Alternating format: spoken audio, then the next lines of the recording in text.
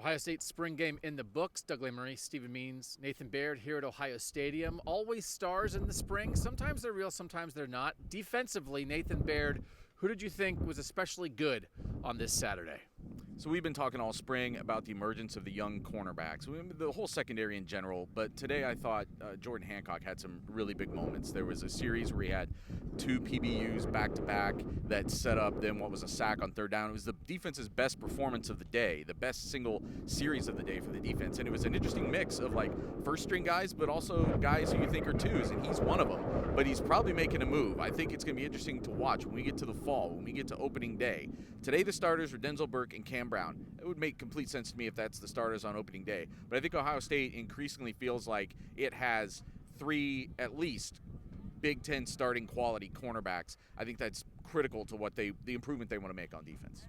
They had talked before the spring game, it's going to be like a vanilla defensive scheme. So we didn't learn a ton about Jim Knowles and how he's going to draw it up in the fall. We did see some guys at the jack position, some of those defensive ends dropping into coverage at times, but it was more about personnel. Stephen, who was a defender you thought stood out? Yeah, Jack Sawyer, for the second straight year, he made it really annoying to watch offensive line because he kept getting in the way and getting sacks.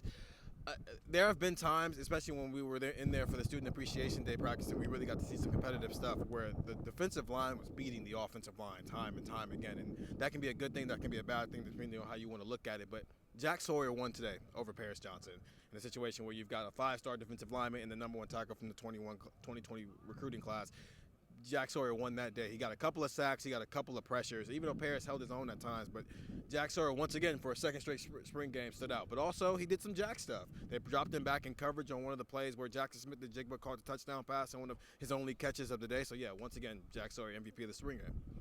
It is interesting to note that Jack Sawyer was a standout last spring, but then JT Tuimoloau, who wasn't even here in the spring, was actually the more impactful freshman defensive end last year. So the spring matters. Doesn't tell you everything. You guys know that. So read cleveland.com/OSU. Got a lot of coverage there. Try the texts. It's a great time to be a text subscriber. 614-350-3315 for a 2-week free trial. For Stephen and Nathan, I'm Doug. Thanks for watching at cleveland.com.